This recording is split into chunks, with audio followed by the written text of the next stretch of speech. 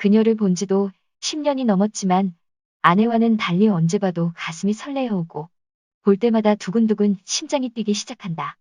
사촌 형님이 결혼할 여자라면서 소개시켜준 첫날부터 그녀의 빼어난 미모에 사로잡히고 말았다. 우아하고 기품 있는 자태와 단아하면서도 맵시 있는 모습이 너무나 고운 여인이었다. 거기다 육감적이고 남자 꽤나 밝히게 생긴 눈웃음까지 애교 섞인 말투까지 남자라면 누구라도 반할만 했다. 하루는 사촌 형님네 부부가 우리 집에 다 모여 술을 마시다 술이 약한 형님과 마누라는 취해서 형님은 작은 방에 들어가서 먼저 자고 마누라도 안방에 들어가 뻗어 잠이 들었다. 나하고 형수만 남아 술을 더 마시게 되었는데 날이 더워서 언닝고만 입고 술을 마시는데 형수가 내 옆으로 다가오더니 야, 우리 도련님 몸이 나올 때 나오고 들어갈 때 들어가고 엄청 탄탄하네요. 우리 남편과는 다르게 진짜 단단하대. 내가 단단하기로는 한단단하지. 그녀는 그 말을 듣고는 정말이야? 묘한 웃음을 짓는다. 뭐 형수도 우리 마누라보다 몸매가 훨씬 좋잖아. 어릴 때 미스코리아 나가보란 소리 많이 들었다면서. 키는 168cm 정도의 몸무게는 53 정도 나가나. 애가 둘씩이나 있는 아줌마 몸매가 이렇게 좋아도 되는 거야? 볼매다 볼매. 도련님 너무 대놓고 보는 거 아니에요? 형수는 저한테 더 했잖아요. 술이 약하고 노는 걸 별로 좋아하지 않는 형님과 달리 형수는 사람들 만나고 술 마시는 걸 좋아했고 소주 3병 정도는 거뜬하게 마신다. 그날 우연찮게 형수와 단둘이 새벽까지 술을 마시게 되었는데 옆에서 쉬지 않고 조잘조잘대며 잘 웃고 자꾸 내 몸이 단단해서 부럽다며 취했는지 같은 말을 반복한다. 형님은 왜? 별로야 형수. 응 별로야. 허우대만 멀쩡하지. 실속이 전혀 없어. 완전 약골이야 약골. 그래도 형님은 직업도 좋고 돈도 잘 벌어다 주잖아.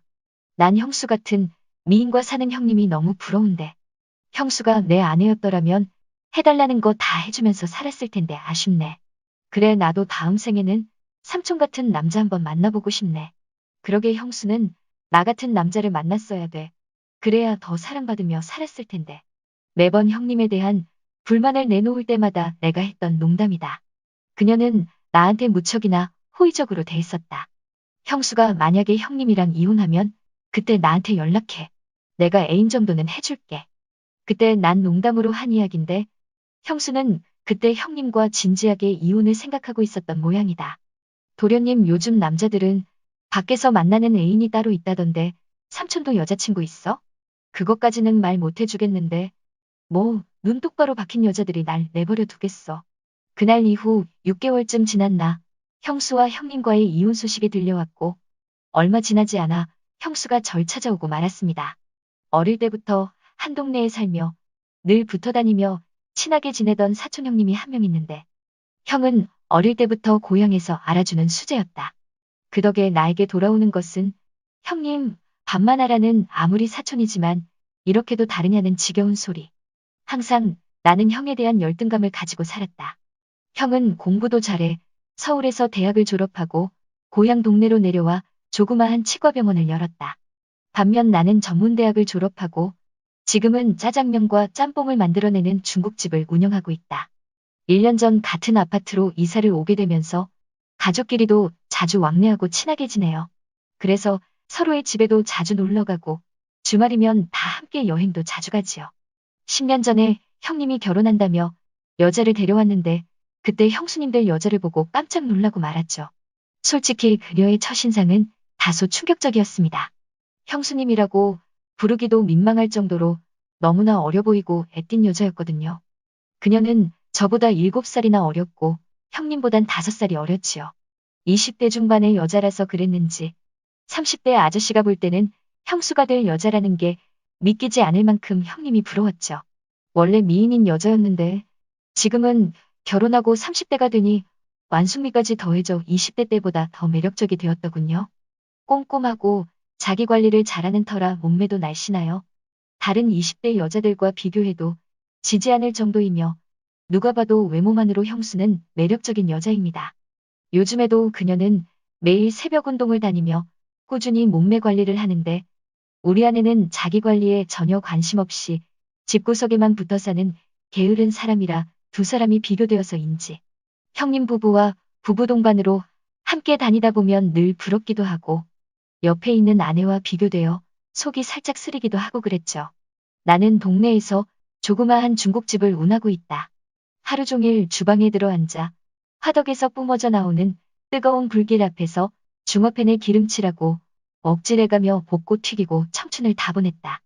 20대 후반까지 배달일이며 주방일이며 닥치는 대로 하다가 주인 아저씨한테 기술을 전수받고 중국집을 차렸는데 다행히 장사가 잘 되어 돈을 꽤 벌었다. 옛말에 면장사에서 돈 못 버는 놈은 바보라는 소리가 있었는데 짬뽕 한 그릇에 낙지 한 마리 통째로 넣고 열압이며 해산물 듬뿍 들어간 입안이 얼얼할 정도의 시원하고 칼칼한 국물이 일품인 매운 해물 짬뽕이 인기를 누리면서 주변의 맛집으로 소문이 났다. 배달 장사도 잘 되는 편이고 지금은 주방 직원 3명이 일을 다 하고 나는 전화 받거나 바쁠 시간에만 홀이나 주방 일을 거들어준다. 하루는 몇 달 전 이혼하고 친정에서 지낸다는 형수가 가게로 날 찾아왔다. 형수 오랜만이야. 요즘 잘 지내? 오빠 무슨 언제적 형수야. 이혼한 지가 언젠데. 앞으로 미정이라고 불러. 난 오빠라고 부를게. 근데 갑자기 연락도 없이 웬일이야. 그녀가 날 보자마자 한다는 말이 오빠가 형님이랑 이혼하면 오라고 했잖아. 그래서 온 건데. 애인 해준다고 하지 않았어? 그리고 조용한 곳에 가서 이야기 좀 하자면서 내 팔을 붙잡더니 팔짱을 낀다. 순간 너무 깊게 팔짱을 껴서 깜짝 놀래버렸네요. 혹시 다른 사람들과 마주칠까봐 빼려고 해도 아니 오빠 누가 본다고 그래 그러면서 팔을 꽉 잡더라고요. 우리 이러면 안 된다고 얘기를 해도 뭐 어때 이 정도는 괜찮아. 그러더군요. 아무리 친했더라도 한때는 형수였는데 팔짱 끼고 동네를 돌아다니는 게 좀 아닌 것 같다. 하는 수 없이 서둘러서 차에 올라탔습니다. 그녀와 맛있는 음식도 먹고 저녁에는 술도 한잔하는데 그날 작정하고 왔는지 옷차림이며 날 대하는 태도가 심상치 않았다. 오빠, 나 집에 들어가기 싫은데. 10년 넘게 짝사랑해온 나로서는 차마 안 된다는 말을 할 수가 없었다. 그녀는 다음 날에도 그 다음 날에도 집에 들어가기 싫다고 했다. 결국 중국집 근처에 보증금 500만 원에 월 50만 원 하는 프롤놈을 하나 얻어주었다. 그리고 한 달 뒤 그녀는 생활비를 달라고 한다. 얼마 주면 되겠냐고 했더니 달에 500만 원씩 달라고 한다. 그렇게 1년 동안 만나오다 보니 그녀를 봐도 이젠 설레지도 않고 나만 보면 자꾸 돈을 달라고 한다. 그런데 며칠 전 그녀가 이번엔 차를 한 대 사달라고 하는 것이다.